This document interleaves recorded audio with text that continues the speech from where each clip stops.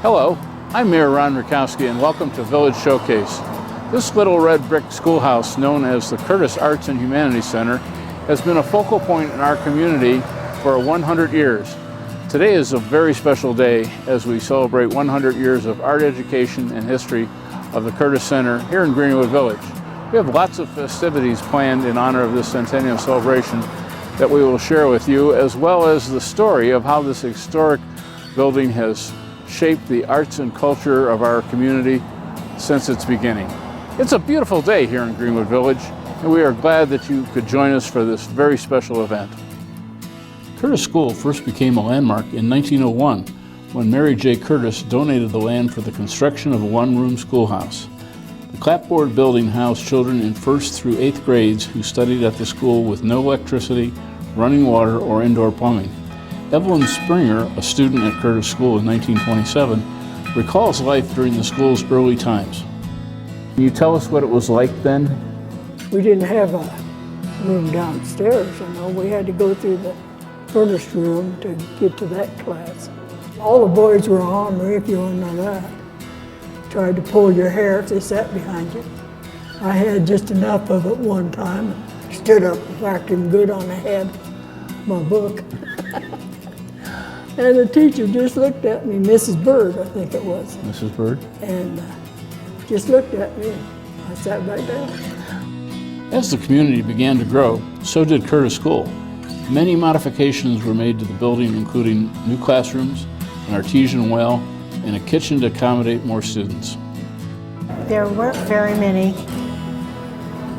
kids at that time, There was 3 or 4 in a class, and we ran classes like 1st, 2nd, 3rd was in one room, 4th, 5th, and 6th was in another room, and then 7th, 8th was in another room.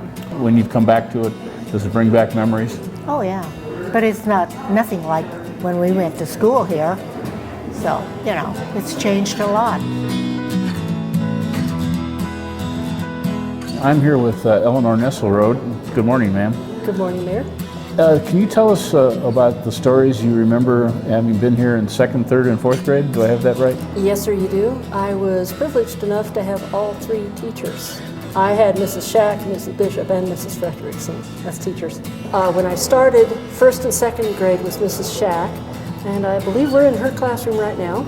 The school, since it got moved, is oriented 90 degrees from what it was. Mrs. Frederickson's room was right there, and Mrs. Bishop's room was downstairs.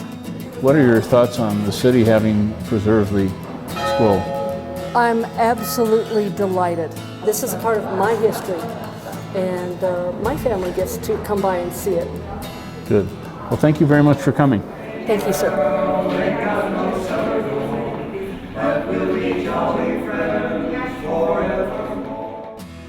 I'm here today with Mr. Rodney Pinkney.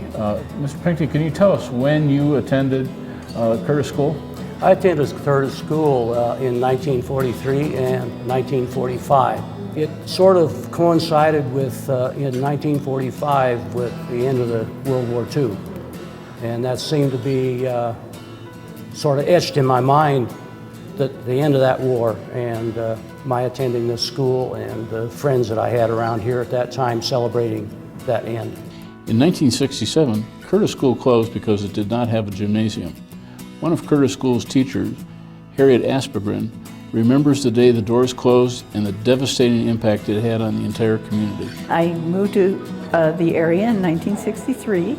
I took Mrs. Frederickson's place and got into the most wonderful school that could ever exist any place. Everybody was so interested in the school, and everybody really had an interest and a concern and a commitment to everybody around. I knew what it meant to the community to close the school. I sure knew what it meant to me to have the school closed. It was a very heartrending time. For the next 20 years, Curtis School remained a gathering place for community meetings and events.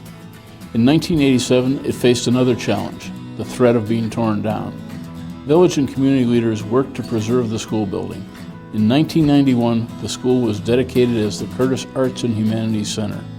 On May 3, 2014, Greenwood Village celebrated 100 years of its educational tradition. Our festival is open, but before we open, I need to make some introductions. The first introduction is probably the most important one of all, because she has been with us, with the city, running the Curtis Arts and Humanities Center for many years. I'm not going to say how many, because I'll get in trouble. And with that, ladies and gentlemen, can I have a big hand of applause for Joe Cole? I need to thank you for having this place here, for having a management and city management people who respected and kept it in its place. You have a lot of history here, and we have a lot of history to make, so go for it. Thank you, Joe. Well, this building is 100 years old, as you all probably know. I am not. You need to know that. It was built in 1914 and is now 2014. I said thank you up there. I mean that sincerely. I want to thank the city for allowing this building to be here and allowing me to work here, because I love it. I love what I do. We saw the future in this building. It is history, but it's also alive, and there's going to be more history in this building. Well, it's incredible to have an institution like the Curtis School still be available 100 years after it was first built. It's just an incredible experience, and we in the council are just happy to be a part of it. I think it's just a marvelous opportunity for the community. It started out as a grammar school, grade school, and it's still institutional learning, as you said. We have art classes here, art exhibits, just like we're having right now, and then events like this Curtis celebration. Present generations of villagers can still see visions of Curtis School children playing and families picnicking. The tradition lives on as the Curtis Arts and Humanities Center. It continues to bring arts and cultural experiences to the community, and it will do so for many generations to come. Well, the Arts Council's goal for this facility is to continue to support it in the types of activities that it's already been part of. We want to make sure it's preserved for education, and especially in the arts. We want to see more people take advantage of it, because it's a great opportunity for everybody involved.